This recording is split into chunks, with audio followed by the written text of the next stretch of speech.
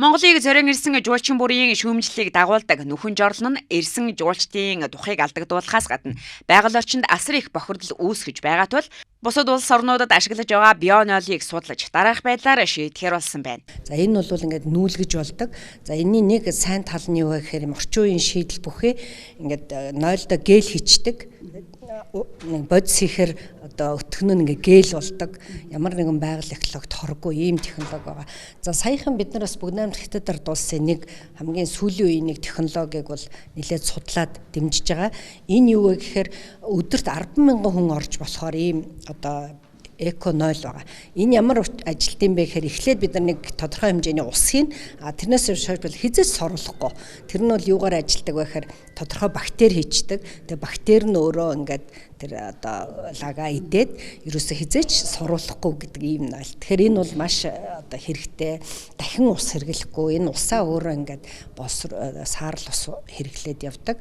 За энэ бол сүүлийн үед ерөөсө нэлээд олон газар бол тавьсан ийм орчин үеийн ийм нойл байгаа. Энэ бол бүр хасах 30 градусд ч хөлдөхгүй ийм зүйл байгаа. Энийг бид нар хяргас нуур дээр бас тавьгээд холбогдох хүмүүстэй яриад энэ ажлыг бас эхлүүлж байгаа. Түүнчлэн аялал жуулчлалын зам дагуу болоод бүсэд үйл ажиллагаа явуулж байгаа хувийн хвшлийн байгууллагуудыг нийгмийн хариуцлагын хүрээнд зорчин өнгөрөх гадна дотны аялагчдад стандартын нойлоор үйлчлэх үүргийг өгч хамтран ажиллахаар болсон байна.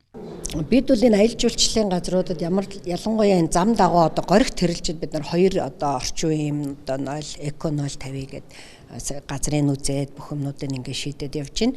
За бидний нэг том ажил бол шатхуун түгээх станцуудтай бид нар ярилцсан байгаа. Та нар хажуудаа ийм эко нойл хий, заавал нойл хий. Зөвхөн өөрсдөө ажилчдын нэг нойл гэдэг нэг нөхөн жорлон тавьчаад тэргээ цоочилчдаг биш. Бүр ингээд үйлчлүүлж байгаа хүн бүхэн гадаадын, дотоодын хүн одоо үйлчлдэг болоо зөвхөн бензин зараад нэг зөвхөн ашиг олох биш, та нараас нийгэмдээ юм хийгээд энийг бол ажлын хэсэг гарцсан ажиллаж байгаа. Одоо яг хэдэн газар нь тийм болсны тоог нь бол одоо яг би эцсийн байдлаар аваагүй байна. За аялал жуулчлалын байгууллагуудтай гэрээ хийж байгаа.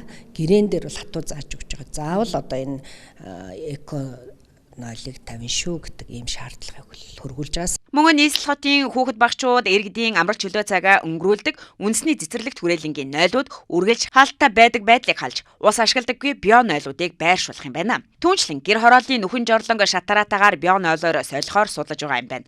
Одоогоор 1-20 сая төгрөгийн үн бүхий бионойлуудыг айлөрхүүд эдийн засгийн байдалтай тааруулан сонгон суйрлуулах боломж нөхцөлийг судалж байна гэлээ.